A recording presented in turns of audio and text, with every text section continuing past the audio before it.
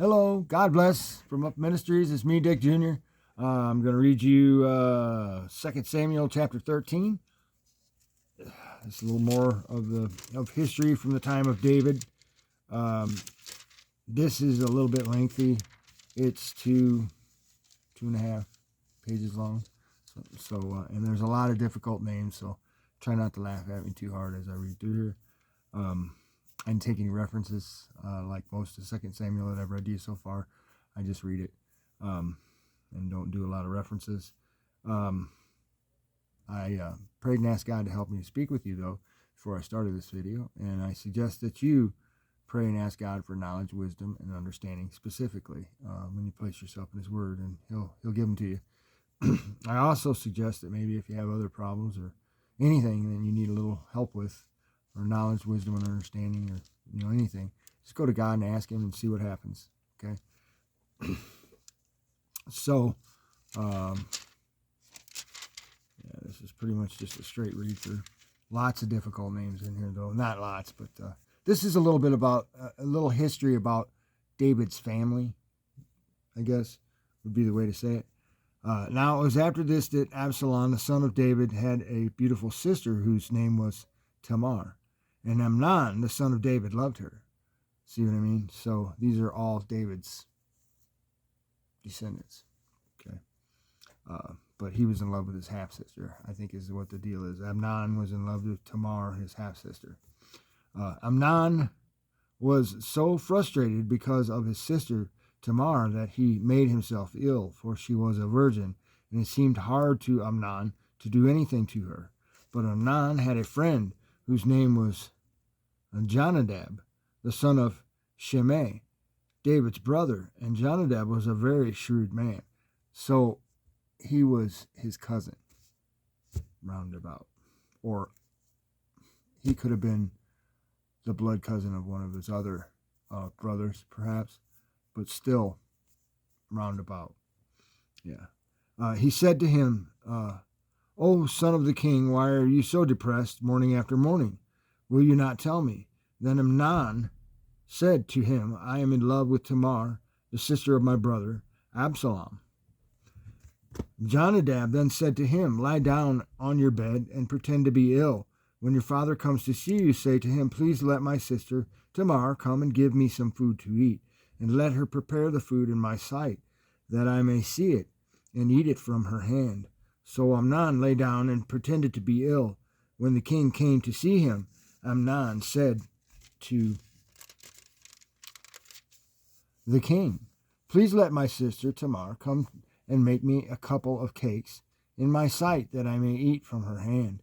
Then David sent to the house of Tamar, saying, "Go now to your brother Amnon's house and prepare food for him."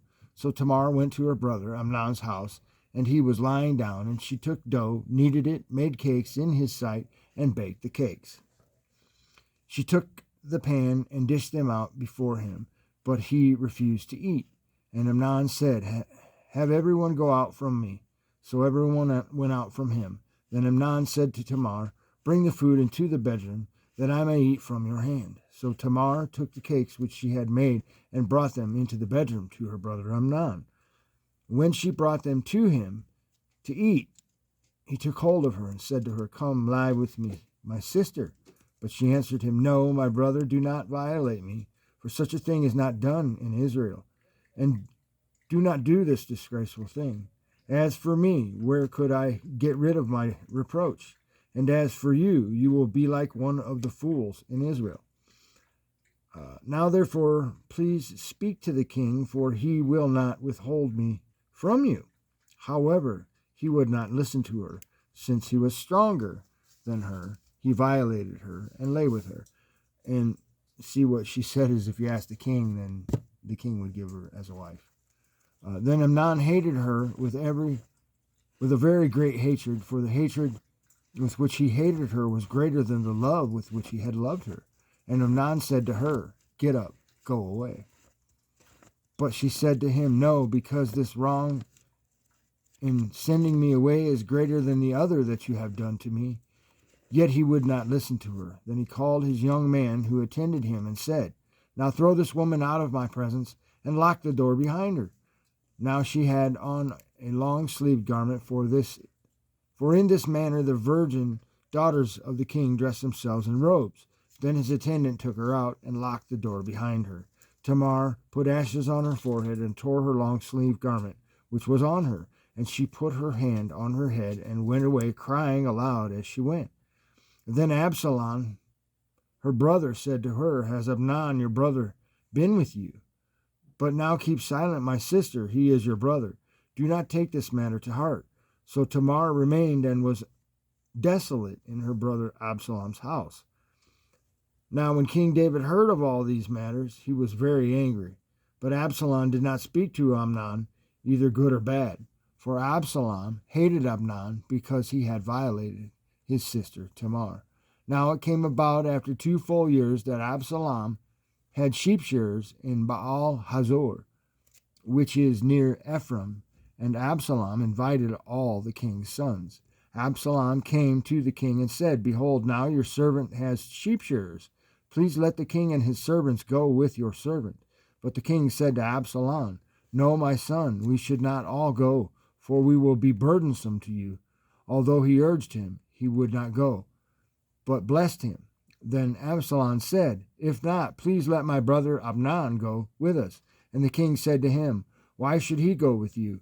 But when Absalom urged him, he let Amnon and all the king's sons go with him. Absalom commanded his servants, saying, See now, when Amnon's heart is merry with wine, and when I say to you, Strike Amnon, then put him to death. Do not fear. Have not I myself commanded you? Be courageous and be valiant. The servants of Absalom did to Amnon just as Absalom had commanded. Then all the king's sons arose, and each mounted his mule and fled.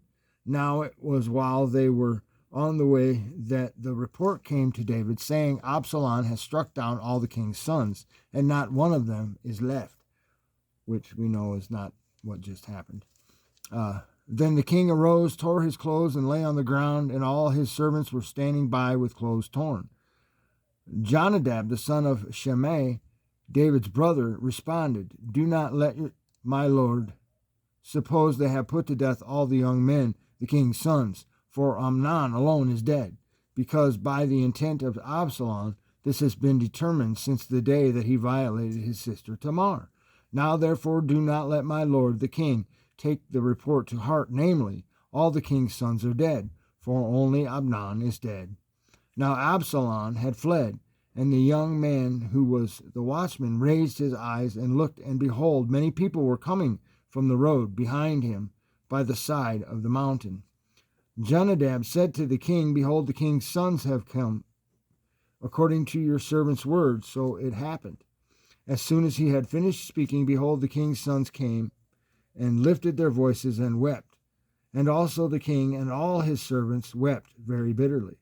Then Absalom fled and went to Talmai, the son of Ammihud, the king of Geshur, and David mourned for his son every day. So Absalom had fled and gone to Geshur, and was there 3 years. The heart of David longed to go to Absalom, for he was comforted concerning Amnon since he was dead. And that is 2 Samuel chapter 13. Thanks for listening to me stumble through all that, and God bless.